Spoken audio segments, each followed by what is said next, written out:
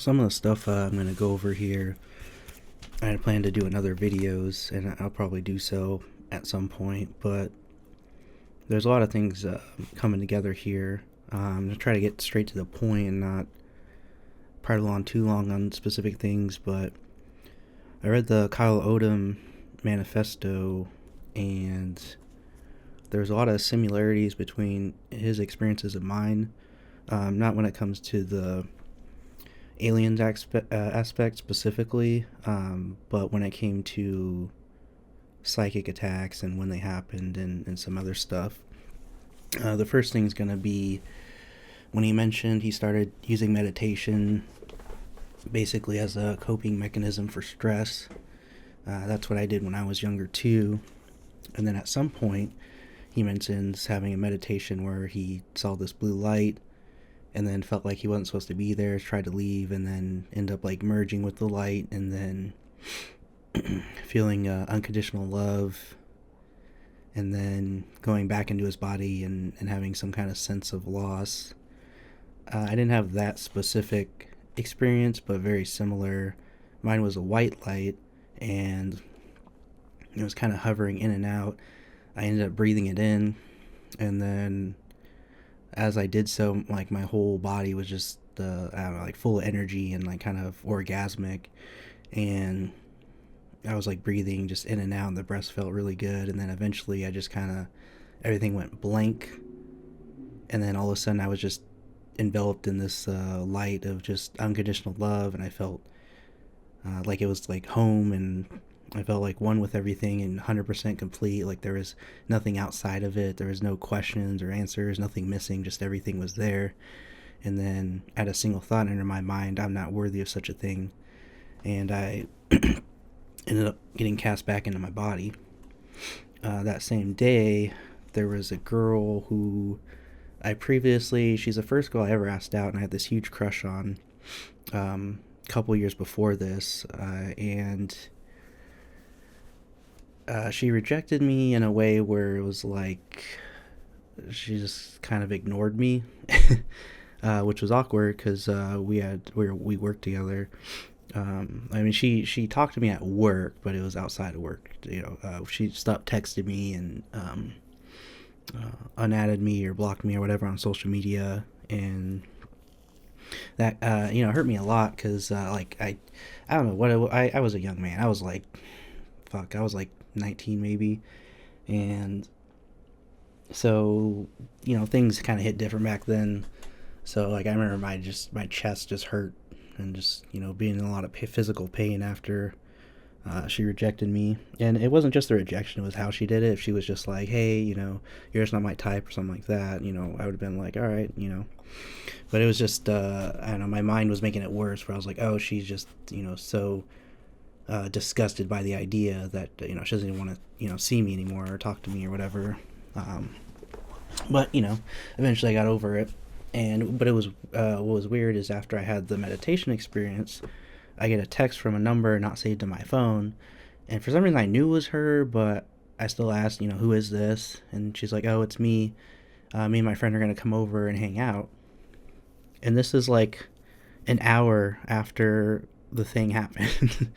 So I had this profound experience, and then all of a sudden this girl that I just was so in love with is just sitting across from me. Well, at one point when they first came over, I was in my room watching a movie, and then she comes in there, sits down on the bed next to me, and then I'm just like just like freaking out. I'm just like, I don't understand. Like I had this experience, now this girl I was so in love with is just sitting on my bed, like just talking to me like super casual. And then during that day, she was clearly expressing interest in a way a woman does, not being super direct, but little signs, kept looking at me, kept trying to follow me around and stuff. But I was so hurt by how she rejected me before that I was just not into it. And I think that if you believe in the prison planet theory, I was moving up in terms of my meditation and with that experience, and then all of a sudden it was kind of like something that can trigger me emotionally was bringing me back down to earth and trying to kind of throw me off.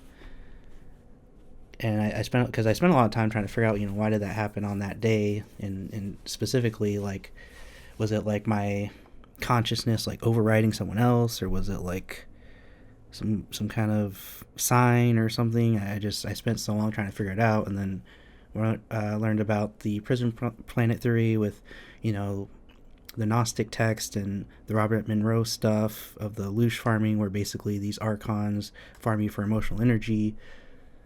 Once I came across that, I was like, oh, maybe it's, when you start going up spiritually, they try to bring you back down, type of thing. And that's kind of where I settled on it at this point.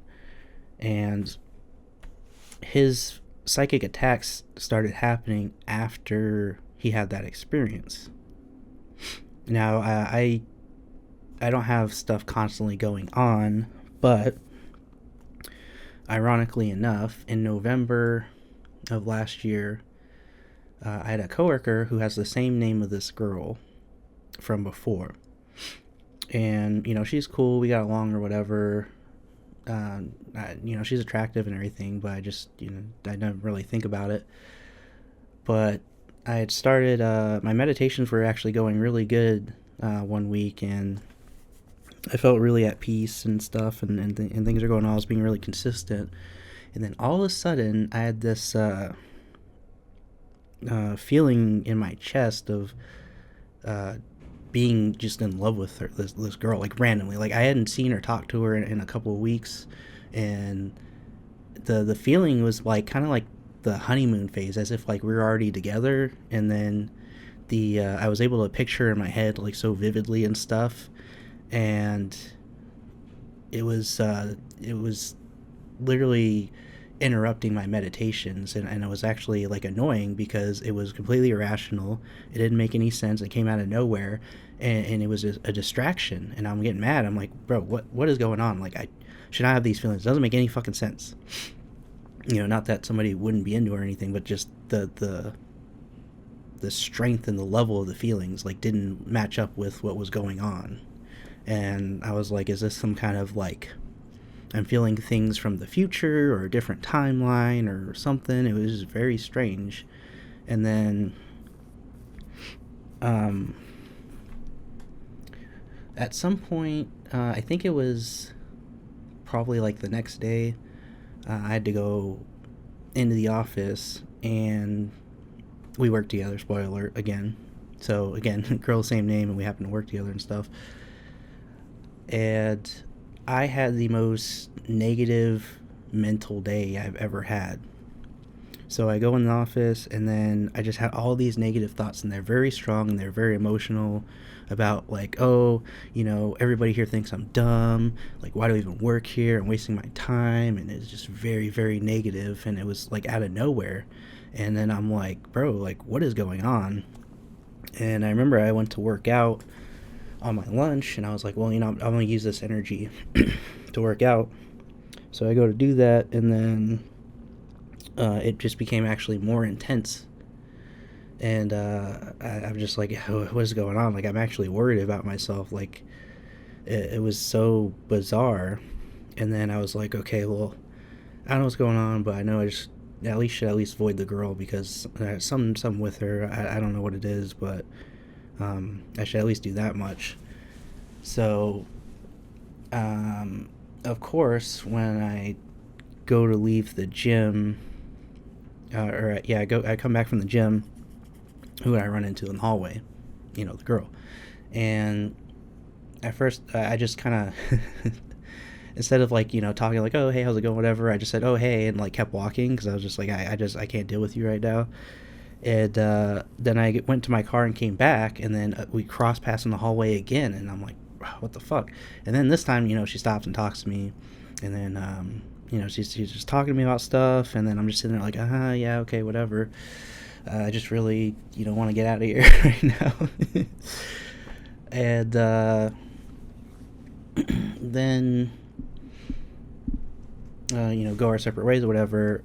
I forgot that I had made plans to hang out with coworkers after work that day, And I was like, oh, okay, well, I'll still go to that.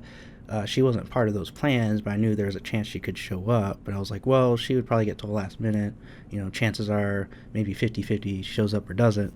Of course she does show up. And then I'm like, fuck. So, hanging out, and then of course she comes, sits down right next to me, like arm to arm, and I'm like, oh my god, bro, like, I just need time away because I don't know what's going on here.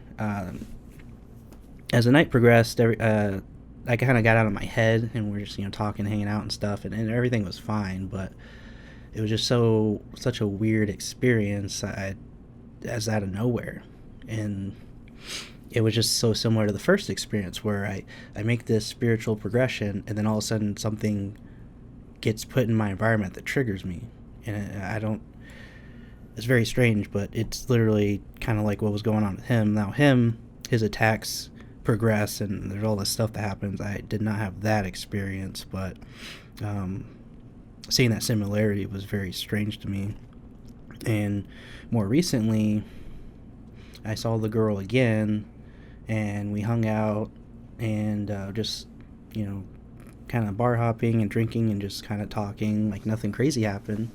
And all of a sudden I went home, and I just had like a kind of like a breakdown. I mean, I was drinking, so I was kind of drunk, but I haven't had like a bad experience drinking in a while to where I get kind of messed up or anything. I usually just drink, hang out. I do the same things. Like, it's not like anything usually happens, but for some reason I was just having a breakdown about this, and then or about I guess because, well, I know exactly why. So at this point in my life, I kind of gave up on dating because, I was on the apps and stuff. I'm talking to girls, like going on dates, and I just kind of realized that like what I actually want is more of a intimate connection with a woman. And I'm meeting these girls, and I'm like, I can never get this with them. And I literally was dating a girl for like a couple months, like 2 months or so, 3 months, and it just didn't end up working out, and I didn't feel anything about it because we got along fine. She was attractive and everything. I didn't get that like connection I wanted. And then I was getting that connection with this girl, but we could never actually be together, romantically. So I was just kind of frustrated because I had kind of given up, and I was just like, okay, well, there's not like a girl like that out there. And so I'm just, I don't know, just gonna kind of move through life and whatever. And all of a sudden it's just kind of like, oh, hey, here's the thing you wanted, but you're not getting in the way you wanted, basically. And I guess I got frustrated with that, but then it started triggering other stuff, and then I kind of went on another negative spiral, but this time it was more intense, where I was like wanting to give up on life and stuff, and it was just very, very intense. And luckily the next day I had to do this class or this training that was very very hands-on, very, like, you had to be very focused, so it kind of helped pull me out of my head. So I had this 2-day training I had to do, and luckily that kept me distracted enough to where I kind of got over that. But again, something about this girl like triggered that. I don't know what's going on with that. Another thing that happened was, so he talks about these aliens, and I've only seen aliens twice that I can recall, and the first time was when I was a child. I had a dream that I was abducted by aliens, and then they were drilling into my brain, or like the side of my head, and I just assumed that was, a dream. But later in life I had a MRI or a CT scan, I don't remember which one. I mean, I've had both, but I don't remember which one showed it. But on that same area, there's a piece of extra dense bone. And if you know anything about biology, when you break a bone, it usually heals back stronger, and it'll show up as being more dense than, the surrounding area. And that was trippy, but I didn't even think much of it. But now, at this point, I'm starting to wonder if they put something in me where it's like kind of like a tracking device slash I don't know, something they could use to kind of get in my head to where, if I kind of go too far off the plantation, they can try to reel me back in, because I've had a lot of experiences doing astral projection and lucid dreams and stuff, but I can never control it to make it happen. It's just something that happens sometimes. Like, there's something, like, I've always had this inner desire to always be free and freedom, being freedom focused, and I did a lot things when I was younger that didn't make a lot of sense to people, but that's kind of where the root of it was coming from, was this desire to just be free without being influenced. And later in life I read the Hermetic text, and I think in the first book they give a definition of good and evil, and good being voluntary of its own accord, and evil being involuntary and not of its own accord. And if you think about it, or then it says, like, God is good, man is evil, but by those definitions. And if you think about it, it makes sense, because being here, you're under so many influences where you have to, societal pressure, where you have to perform and stuff. But if you go even deeper, it's like you have to eat, you have to sleep, you have to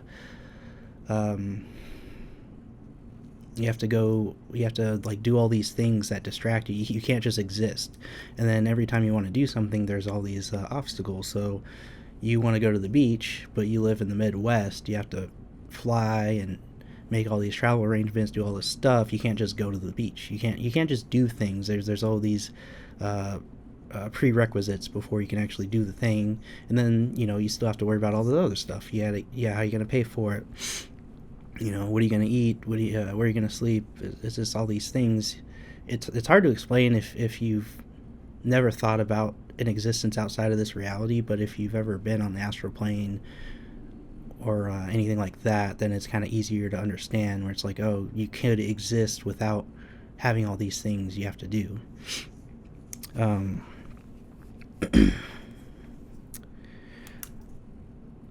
So it's also interesting about his experiences. It's very similar to the prison planet theory in the Gnostic text and the Robert Monroe stuff. But in his case, he doesn't specifically say they're farming him for energy, but I guess basically humans are just kind of mainly sex slaves for them, and also just to kind of play around with, and which isn't that different. It could be one or the other, or both. I don't know, but either way, it's not good.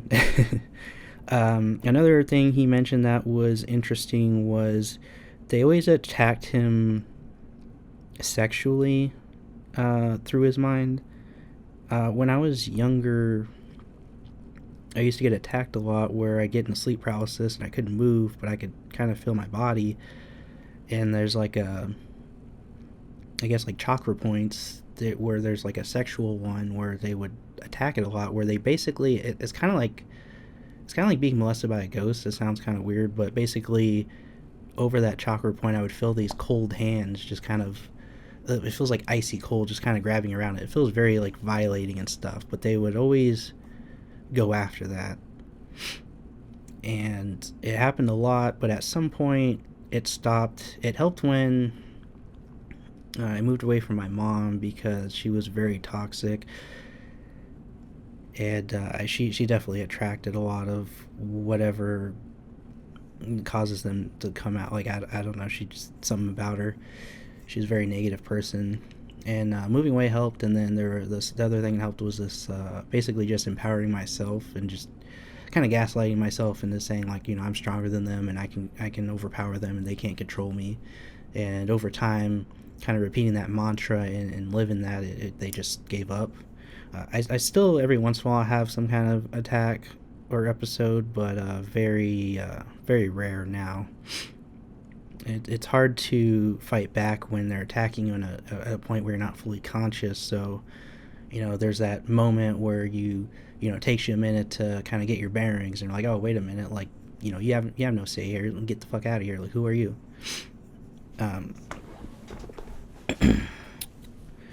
The other thing I noticed is, so when it comes to this more recent girl, so I had the two different attacks, And the first one was when, right after I started going deep into the prison planet theory, and I feel like I was finally starting to figure things out, and I started talking to people about it. It was like literally, I don't know, maybe a couple weeks after that when this first attack happened. The second attack happened a couple weeks after I finally fixed a health issue that's been bothering me my whole life. But basically, I think I have that MTHFR gene mutation where basically your body has trouble absorbing B vitamins, and then it causes deficiency, and all these cycles get messed up. It's a lot of science stuff, but basically it was mediated by taking a methylated B complex. And so this is something that's affected me my whole life. I always had this pressure in the front of my head, and I've been to all these doctors outside of a neurologist, but I've been to multiple ENTs and allergy doctors, and it's always just like, oh yeah, it's allergies, it's rhinosinusitis, sinusitis, something like that. And nothing they've done has ever worked. And then me and ChatGPT just going in, trying different things, feeding as much information I can think of, finally figure it out, and a couple weeks later, boom, here's the second attack. And it's like every time I make some kind of progress or something that can kind of clear my head or move up spiritually, that's kind of when these things happen. And then reading the manifesto made me kind of nervous, because it's like, at some point will the attacks turn into something like this where they're far more aggressive. The couple of psychic attacks I had recently, they were very intense, and it was pretty scary, but they lasted like a day basically. If it was something that was happening every day all the time, that sounds kind of terrifying, to be honest. So when I was reading this and I'm seeing some similarities, it was making me very nervous. And he talks about how if you're too smart, or you're starting to figure things out, that's when they start to come after you. And or if you're trying to use your knowledge to change the world too much, to where you can have a car that runs on water, or in his case it was knowing so much about gene mutations where they could potentially cure these cancers or something like that. Very